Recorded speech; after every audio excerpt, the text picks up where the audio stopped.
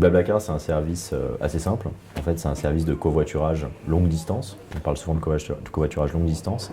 La manière dont ça marche, c'est en tant que conducteur, je vais aller sur Blablacar, proposer mes sièges vides. Donc par exemple, si je fais un Paris-Lille et que j'ai 3 sièges disponibles dans ma voiture, je vais proposer les 3 sièges disponibles. Et des passagers peuvent aller en ligne, réserver ces sièges et voyager avec le conducteur et partager les frais du voyage. Donc on a lancé ça principalement en France au début. La société a été créée en 2006. Ensuite, en 2009, on a eu le premier employé, le premier bureau. Donc, j'ai envie de dire, le début vraiment de l'aventure opérationnelle de Blablacar, c'était vraiment 2009, même s'il y a eu énormément de travail, évidemment, avant. À partir de 2011, on a commencé à vraiment voir une traction en France. Donc, le service commençait à décoller en France. Et là, il y a eu un changement d'ADN, et c'est principalement ce que moi je faisais, c'était de se dire, bon, ça marche en France, comment est-ce qu'on fait marcher ça dans tout un tas de pays en Europe? Et en fait, c'était un changement d'ADN aussi de se dire, comment est-ce qu'on passe d'une société française à une société vraiment européenne? Et qu'on se définit comme, notre marché c'est l'Europe, il faut qu'on devienne le leader en Europe du covoiturage et pas juste le leader en France. Et on a fait ça en faisant plusieurs choses. On a fait ça déjà en changeant un petit peu la culture de la société et se dire, bah voilà, il faut qu'on embauche, si on veut y arriver dans tous ces pays, il faut embaucher des gens de tous ces pays. Sinon, n'ayant que des Français en France, ça va pas marcher.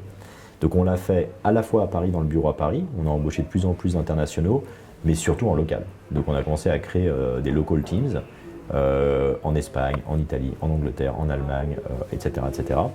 Et on a aussi fait une autre stratégie qui était assez nouvelle et que peu de gens avaient fait, en tout cas peu de gens à cette échelle, c'est de se dire une autre manière de s'étendre, c'est pas que d'aller embaucher en local, c'est peut-être de trouver le champion italien, le champion polonais de ce qu'on fait et d'essayer de racheter les sociétés, mais dans un esprit en fait de ce qu'on appelle acquire hire, qui est en fait pas pour racheter la société, mais pour plutôt reprendre l'équipe et avoir cette équipe pour avoir une équipe Blablacar dans ce pays.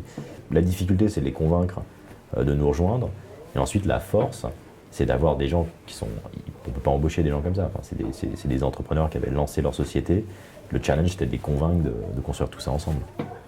Mais en fait, ça marche parce que je pense qu'on répond à un besoin fondamental de tout le monde, qui est de se déplacer à bas coût, de manière écologique et simple.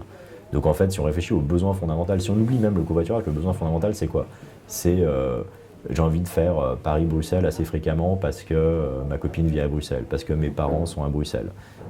Tout le monde, enfin je veux dire, le marché de je voyage d'une ville A à une ville B, je pense que tout le monde l'a fait. Il n'y a pas beaucoup de gens qui ne sont jamais déplacés. Donc le marché qu'on touche, c'est ça. Ensuite, la manière dont on l'adresse autour de la voiture. La voiture aujourd'hui, c'est le moyen de transport numéro 1 sur toutes les distances. C'est-à-dire qu'on pense qu'en France ou en Allemagne, la plupart des gens font du ville à ville en train, parce qu'on utilise beaucoup le train, mais en fait 80% des gens voyagent en voiture. Donc en fait, on est juste en train d'utiliser des sièges vides dans l'outil le plus utilisé pour voyager au monde. Il y a 250 millions de voitures en Europe.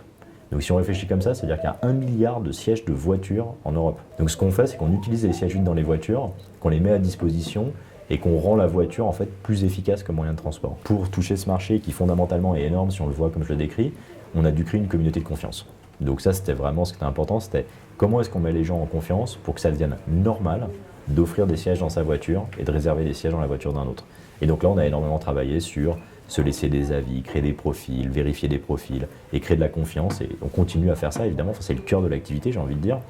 Plus on va créer de confiance, plus on a de gens, plus ça crée de la confiance parce que les gens se laissent plus d'avis, on rassemble plus d'informations et plus on va aller transformer la voiture en quasiment, j'ai pas envie de dire un transport public, mais c'est presque ça. C'est-à-dire que ça devient, la voiture de tout le monde peut devenir un transport public pour un autre. Le but aujourd'hui, en tout cas pour les prochaines années, c'est plutôt de continuer à créer cette communauté autour du covoiturage, de la créer à une échelle mondiale, ce qui est déjà, je veux dire, il y a déjà pas mal de boulot devant nous avant de faire ça.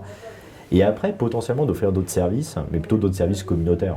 Pas de l'avion, pas du bus, pas des choses comme ça, peut-être d'autres services communautaires autour de ce qu'on aura créé, qui est une communauté de 10, 20, 100, je sais pas, 100, 200 millions de personnes dans quelques années qui partagent des voyages. Peut-être qu'ils peuvent partager autre chose.